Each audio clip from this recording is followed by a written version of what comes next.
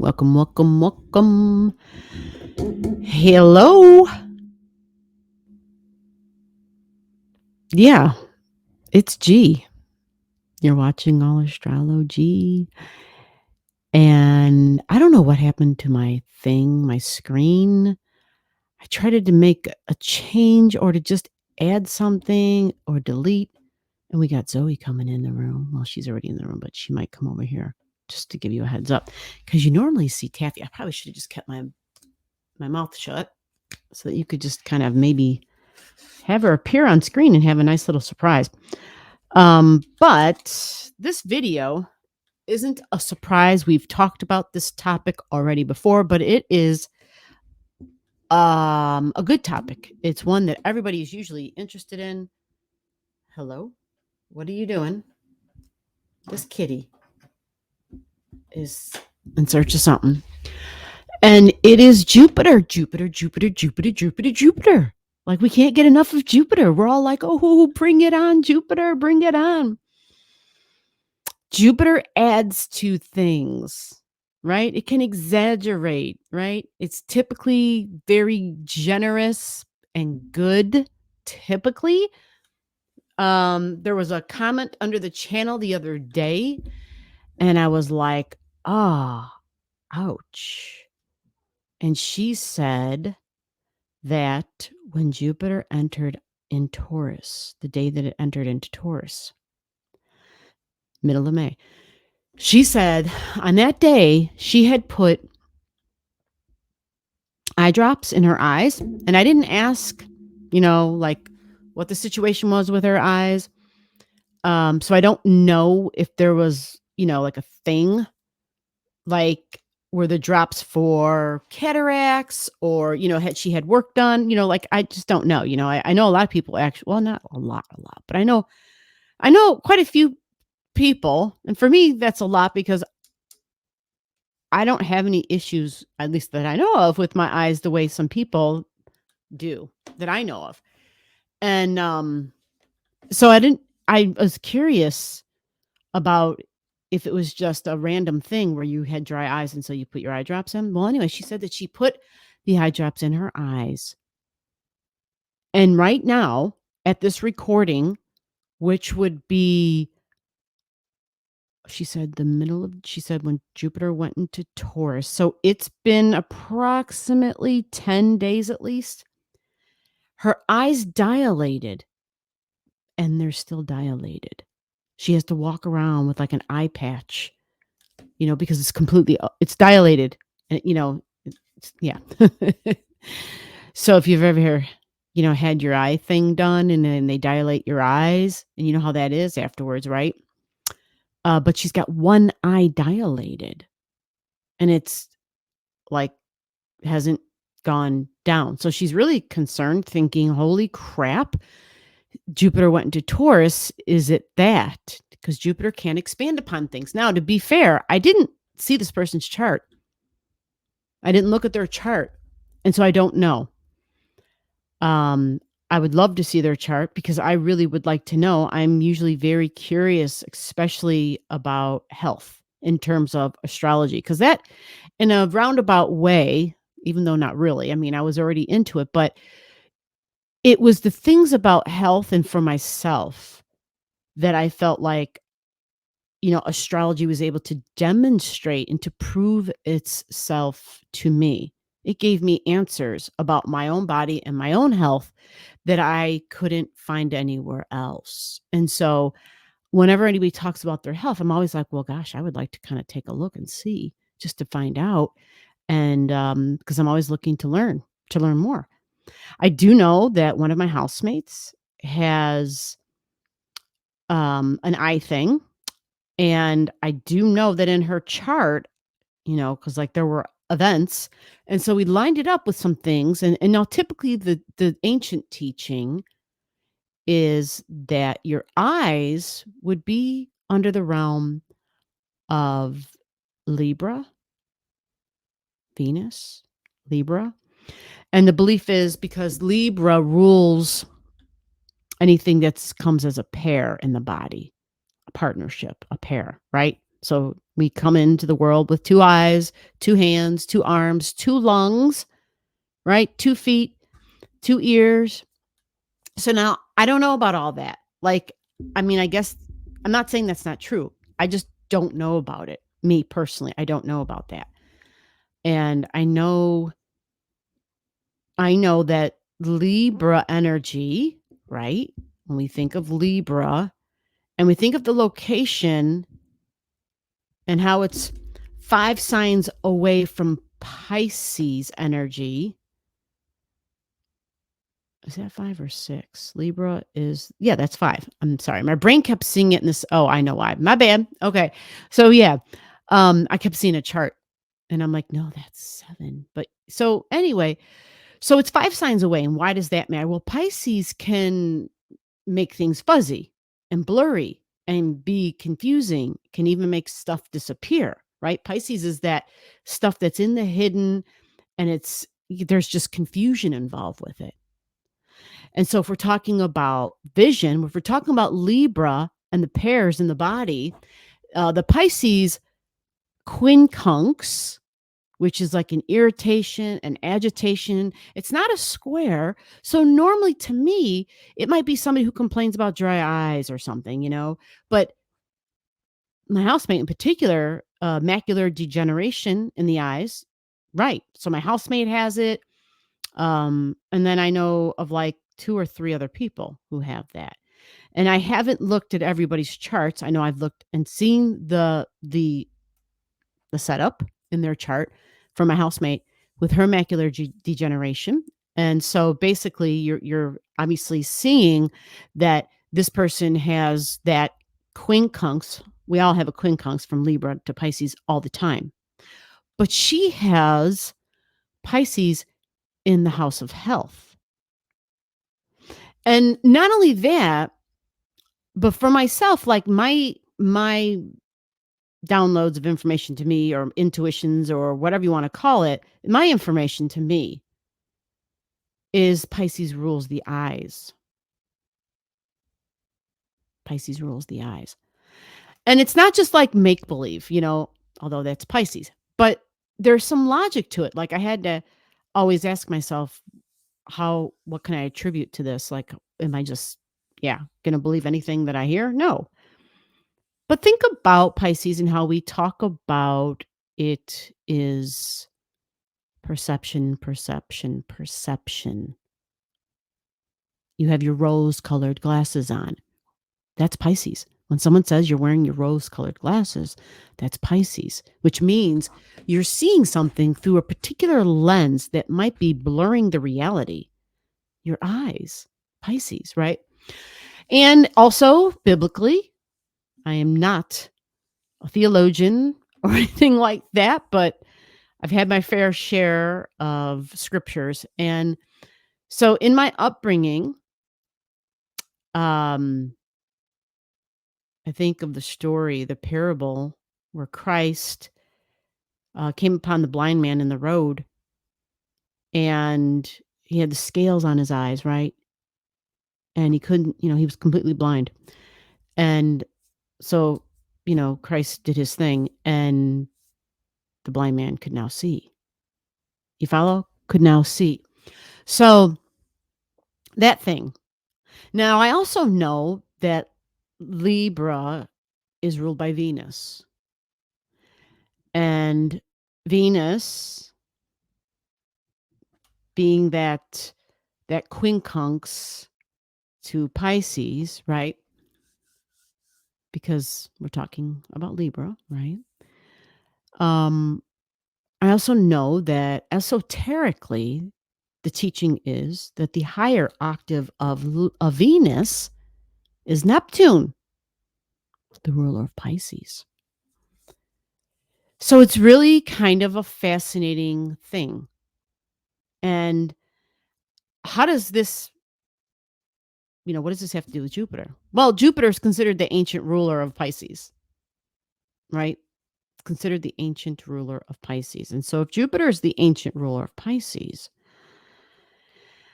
and going back to this story from a subscriber, right, who mentioned, oh my gosh, I'm not really looking forward were the words in the comment. I'm not looking forward. Or maybe she didn't say that. She just said something like, my expectations, I'm kind of keeping them, I'm managing the expectations or something. Yeah, because of what happened with the eye drops. And so to me, that's a really big deal. And I thought, holy smokes, hopefully this clears up for her. And so I just kind of wanted to, to share that little tidbit. And if you have a similar story or if you know of a story, um, please don't make things up, of course, but share what you can, because down below under the videos, that's the community. That's where people are reading and commenting and engaging with each other. This is important. The whole point of the community and the engagement is because I'm only one person. There is a plethora there's tons of stars. And so going along with the star theme here, one light, one star, one light only gives off one light. But when you get a bunch of stars up in that sky, it doesn't look so dark anymore, does it?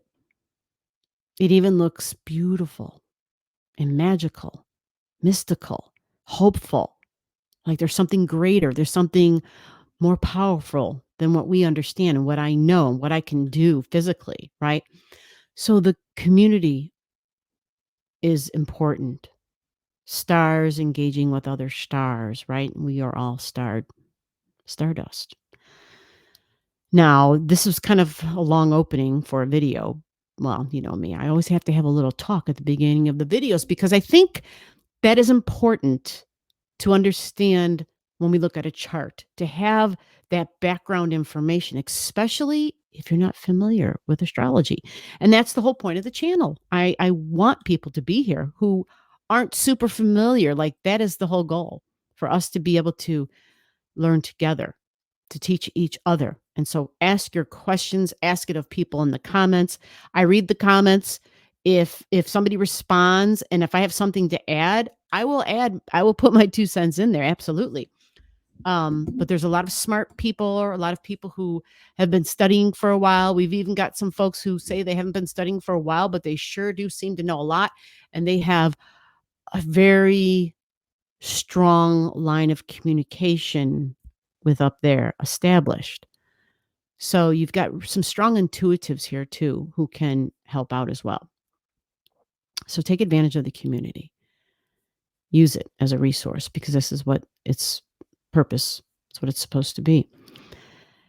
Enough babbling. Let's get on with the goods. The chart. Let's get on with the goods. So you guys have seen this chart already because I've already drawn it up and I've already done a video about it. And it is the Jupiter and Taurus conjunction. This actually happens. You see the degrees? 3 degrees, 37 minutes for both of them. Look at that. 337. The node number is red because it's going backwards, and that is the normal, that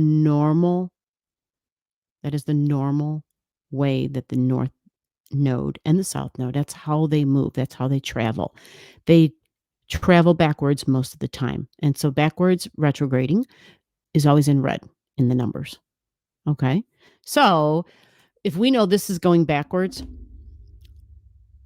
and Jupiter is going forwards, which it is because it's in dark, that tells us, yes, I know your humans aren't home. I know you want to come up. Okay. You can sit on the shoulder. She doesn't have her little humans here. And it got cold today. It's 50 degrees out right now. And we've had really nice, 50 is nice. I love it. But it wasn't too warm today. And so this one gets cold really easily, obviously, right? Here she is. And nobody else is home. Mommy and daddy aren't home. So you're stuck with G. Oh, you got cold ears. And Taffy's probably going to be in here shortly because God forbid. So I've got the arrow on Jupiter there. And if Jupiter's going forward and the node's going backwards, that means they're not going to be that close together for long. You follow? One's going one way, the other's going in the opposite. Okay. I know. I know. So Jupiter and Taurus. Um, Taurus, 5 senses of the body. Okay. And if Jupiter is the vision, if it is, right, we know it's the ancient ruler of Pisces, but if it's your visuals, can it be that person's eyes? It's possible. It's possible. It's not out of the, it's not out of the, it's not like it just came in out of left field, like it doesn't make any sense and it doesn't add up. It's possible, especially um, depending upon some other things in that person's chart. I know my hair is so long, she's literally laying on my hair. So I'm like, okay, can I move? Yeah, she doesn't want to move because she's cold. So it's possible. Taurus's sensitivities, smell, taste, touch, but it is also what you see. It's the 5 senses. What are the 5 senses? Right?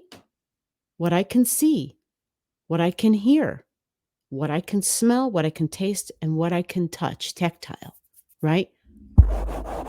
What I can touch. The kitty cat trying to climb up. She hasn't had to do this in a couple of weeks because it got nice out. Our spring kind of started to actually feel like spring, and anyway, so it's been really comfortable, but this is a cold night. So Jupiter in Taurus, just looking at that could be a visual thing, but also all the senses of the body. But Taurus is also more than just the 5 senses of the body. It's not just about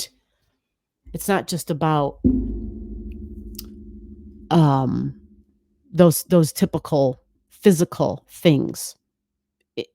Taurus energy on the esoteric level, it goes up a notch. It's extremely magnetic, something we don't. If I say I'm magnetic, can you see it? Can you see it? Can you see magnetism? You can see it in action, right? If I were to get a magnet and then hold the other object, where's my physicist at? She'll be here. She can comment and let me know. But you can see it in action. Some people say that they have seen people and they'll describe them as being, they're just magnetic. Their magnetism, or what are some other words they use? Like, yeah, I'm just making stuff up now. I have no idea what words they use, but sometimes you may be able to perceive it in somebody. So Jupiter can increase that because it adds to things. And so it can increase your sensitivities. It can increase Taurus's senses. And you are Taurus. Yeah. Even if you're not of Taurus birthday or a Taurus rising or a Taurus moon, you have 30 degrees of Taurus somewhere in your chart. Now, when it touches in with the North Node like this has to do, I know we've talked about love and money and values. That was the last video. So I'm trying to cover some new keywords, some new things, some new possible ways this may express for you, because we're all so different. The main thing is finding out what house, where is your 3 degrees and 37 minutes of Taurus at? What house number is it in? So to give an example in this chart, this Taurus at 337 is in the 9th house. You see that?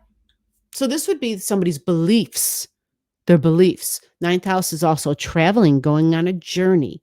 Many times it represents like vacation, right? Or even going away to college. When we go away to college, what do? We're going away to college. And usually it can be, if it's not, we don't say I'm going away to college if we go to the local college, right? No. When we go away to college, we're sleeping there. We're going somewhere else, right? And if we're not sleeping at the school, we're going to have a house somewhere where we're partnering up and we have roommates, right? So we're going away, we're going on a journey, and we're usually going away from what's familiar to us. Okay? Because it's the house of the journey. It says, I want to seek, I want to learn, and it's higher learning and education. It's also teaching and preaching, right? So philosophy on life and religion are all in there, but also God and connecting in with the universe. Because after all, how did the universe get created? What do you believe in? If you don't believe in that, well, something put some sort of a divine, organized, beautiful thing out there, right? You can see it. Think of the Fibonacci, right? Think of where you see order within randomness, and it's like, what the hell? Right? So that's all the ninth house, the cosmos, the ninth house, right? It's touching in with what is out there, something that is beyond the material and the tangible. It's Jupiter. It's the ninth house. And it's funny because this chart, it just happens to be the chart of the moment for where I live for the time and the day. And it's showing that this will be in the ninth house on this location. You follow?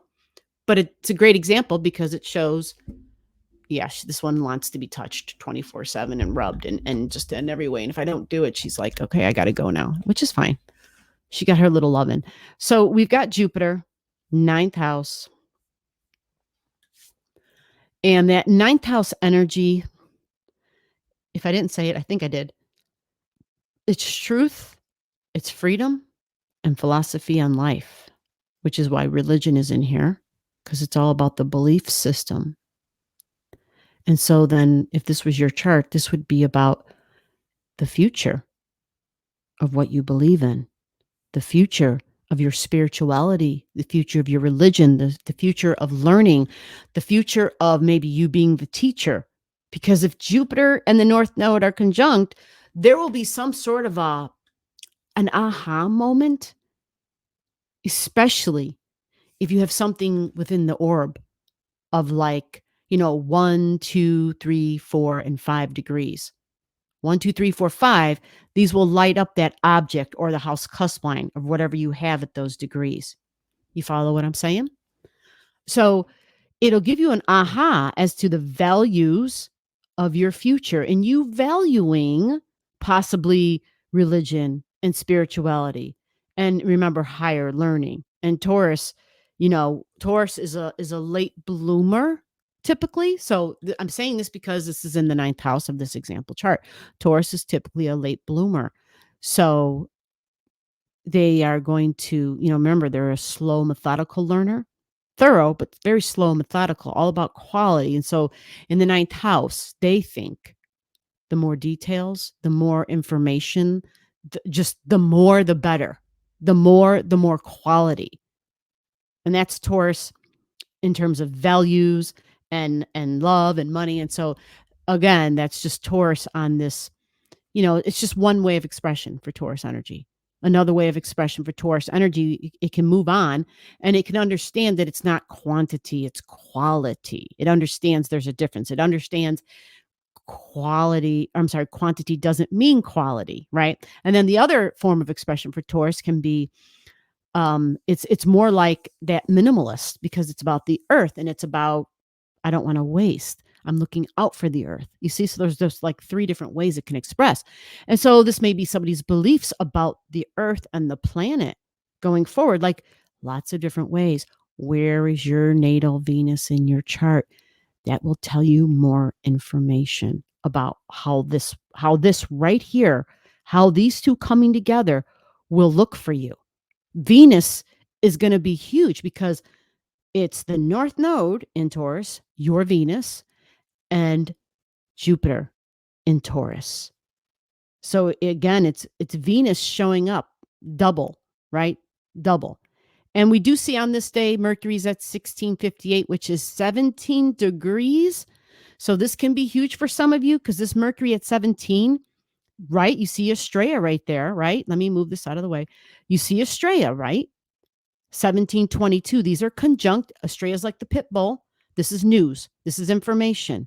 This can be the stock market. This can be business and trade. This is sales. This can be e-commerce, especially since it's in Taurus. It can be love. It can be talking with somebody you love, email, snail mail, communications of all sorts, social media, right? digital, using the thumbs, using the telephone. This is travel, short trips, short journeys. Interesting, because Taurus is going to have automobiles, short trips, short journeys,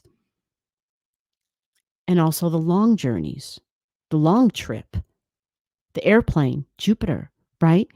Because it likes to go on that long journey where it's overseas. And so, how do I get overseas? Back in the day, it would have been a boat.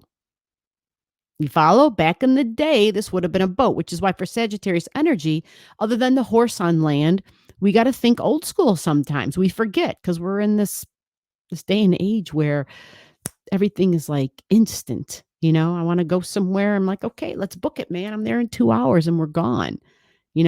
I go and you can spend the whole day there, and then you can even just go there to have dinner and come back if you wanted, like if you had those means. Estrella says, I am stick-toing this. Like I am going to show and express my stick-to-itiveness. It is really kind of stuck on what it values. This is already a stubborn energy, Taurus. It likes something that is steady, that is, stable. Think of steady and stable. That's Taurus energy. And this doesn't like to, yeah. I'm not sure what signs Estrella rules, but I would absolutely say it's one of those fixed signs, because its keywords are kind of like the stick-to-itiveness. It's like not seeing, maybe it's about vision, but not seeing when something is over. And so we just kind of drag it out and we just don't walk away. And so for love, if especially if we're talking about relationships, sometimes when things go south or when things go sour, sometimes we get like, it's like we are more in love with the idea of being in love or with a love as opposed to actually love itself, right? I'm not going to go any further on that because we could be here all night.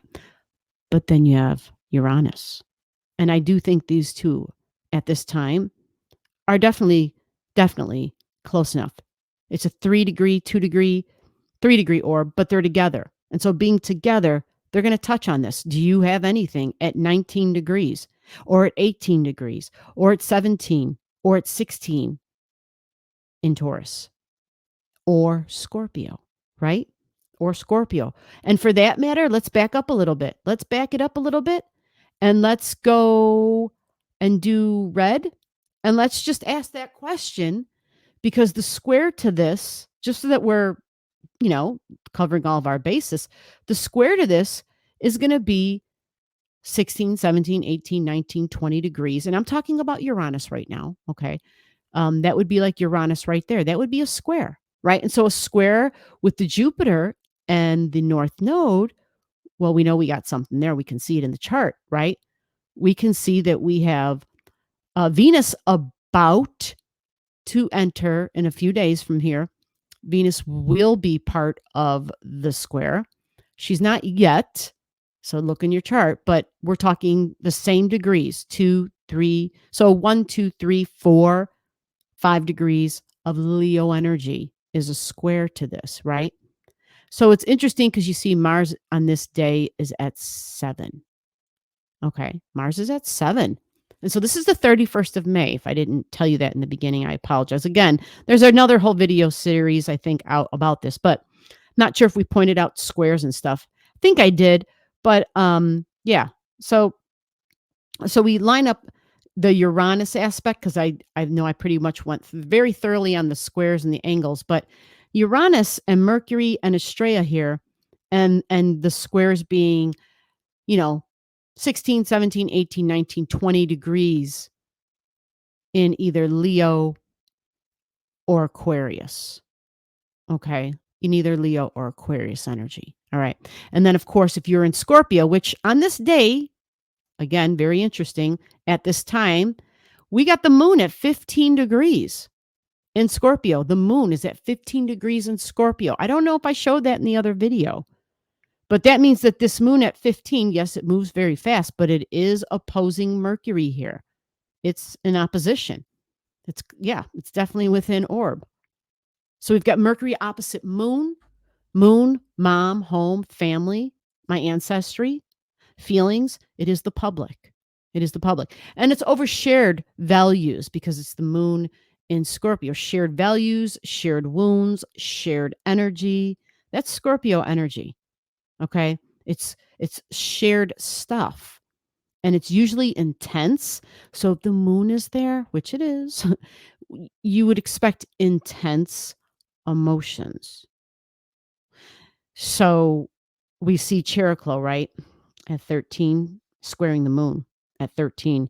And we also see that we have Pallas Athena at 13. Yeah. And yeah, I just, this isn't to like be a bummer. I really thought I was doing a video that was going to be awesome in terms of positive, optimistic news.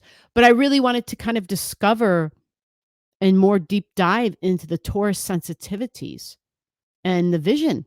Taurus ruling what I see, my perceptions, but also my desires and my values, my money. Okay. And then of course we know we've got Pluto there. And it's 12 and it's 0 degrees in Aquarius. And so Pluto here at 0, it isn't facing a square at this time because you have to be close to Pluto by its minutes, the second number, the small number, by its minutes to see it. You may feel some of the undercurrents if you're sensitive, and depending upon how your Pluto is in your natal chart. Again, if you don't know and you want to know, you comment below and I'll help you in any way I can. But typically, Pluto is deep. It's below the surface. It's those intense emotions below the surface. Yes, it rules the sign of Scorpio energy. Okay.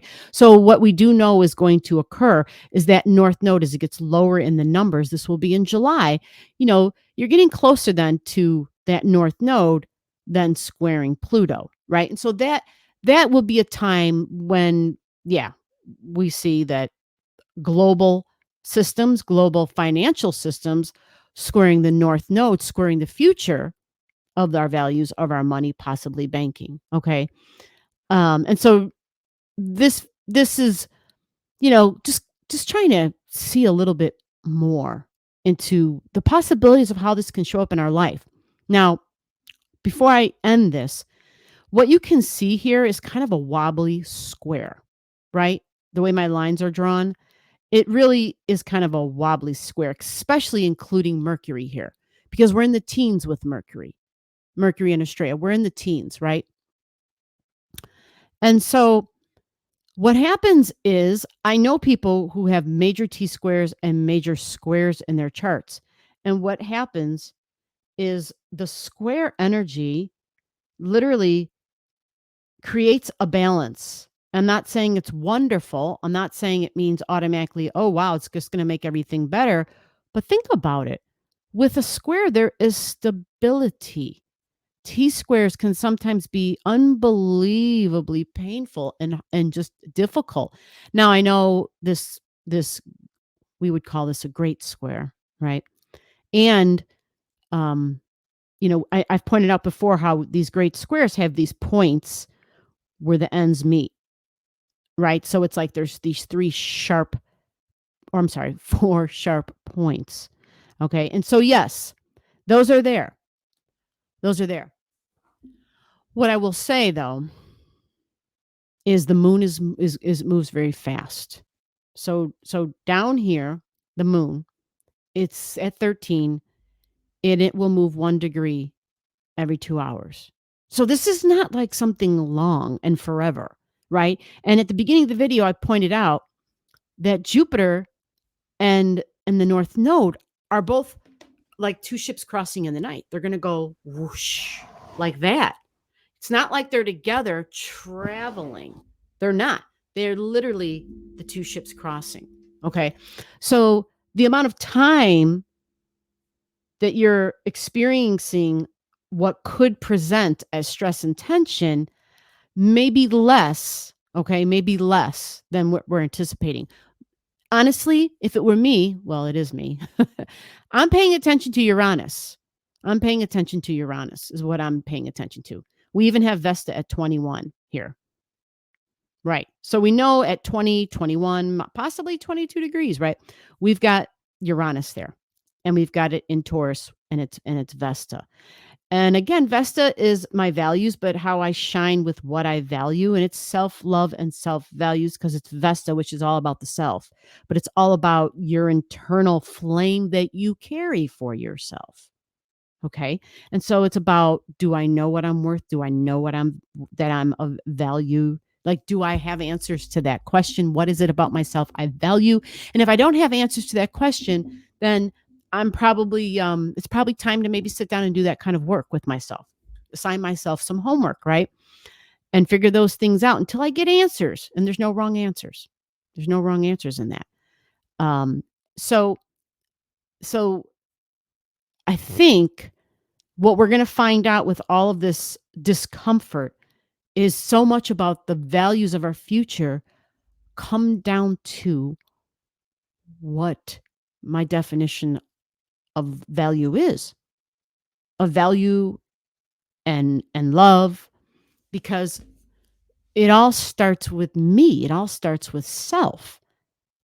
I can say to you, but I value this. And you may be like, I could care less about that goddamn pen. I wish you would stop showing it already. You see what I'm saying? We all have different values. And we can't expect others to value exactly what we value. No, matter of fact, we're not supposed to. We are supposed to have different values. Now, we're not supposed to kill each other over those different values, right? We're supposed to accept that everyone is different and everyone is allowed to have different values, right? And that's the thing with Jupiter.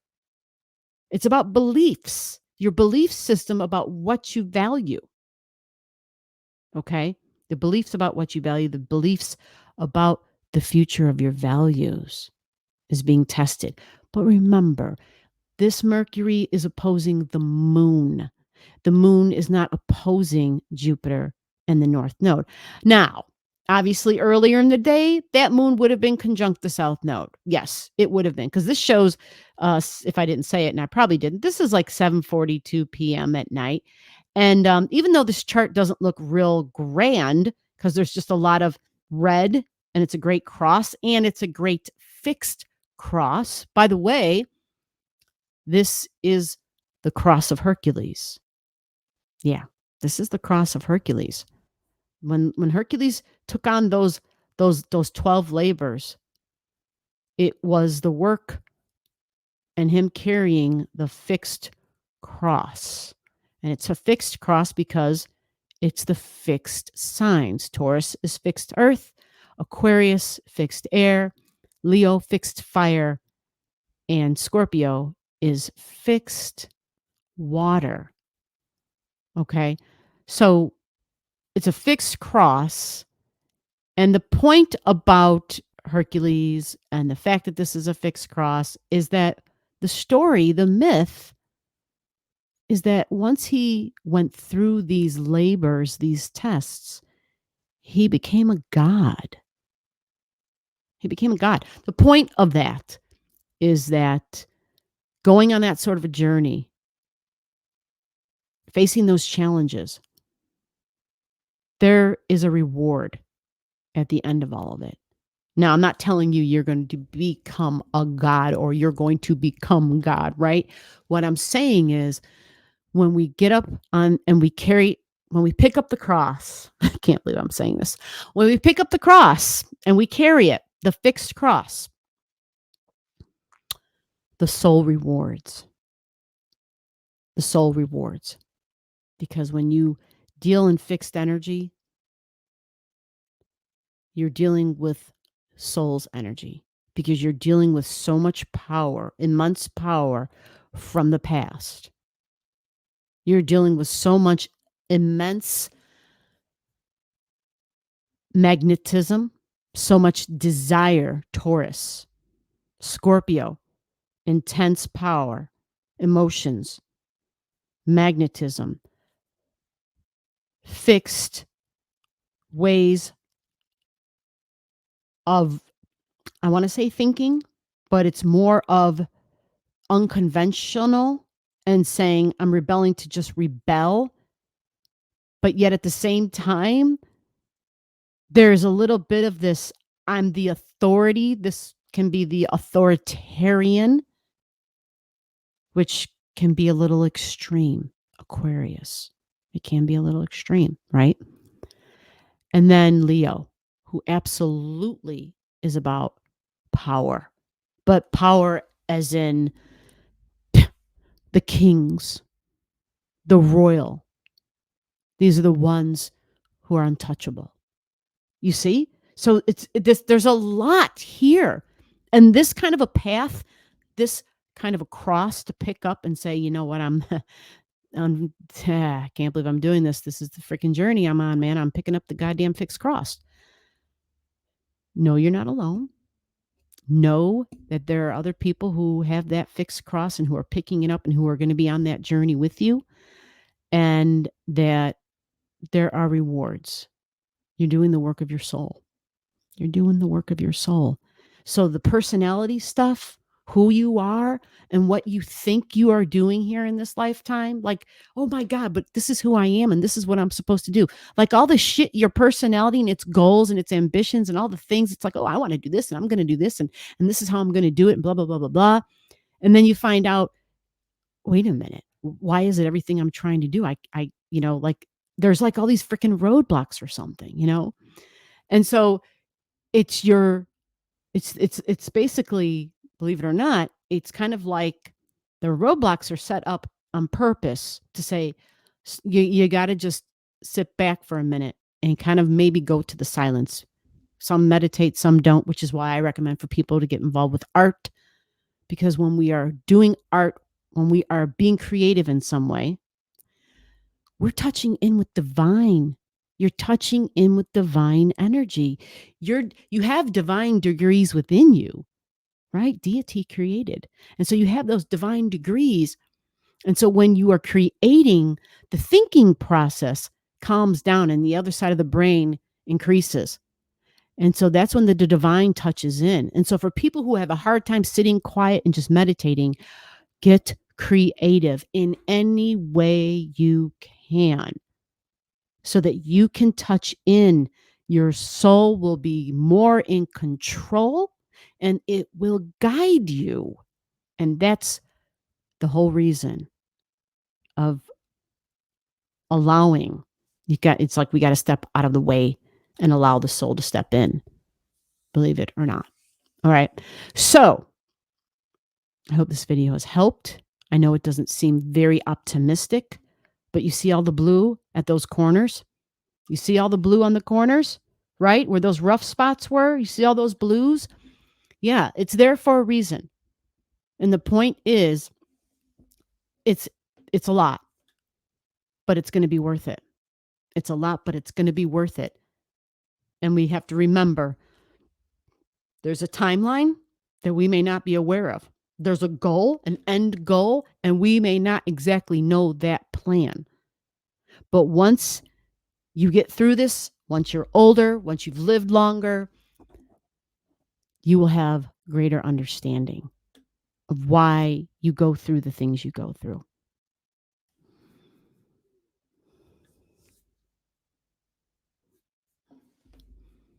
Below the video, I'll have all the degrees for those of you who like to pay attention to the degrees in your chart. Again, if you don't know and you want to know, just comment below.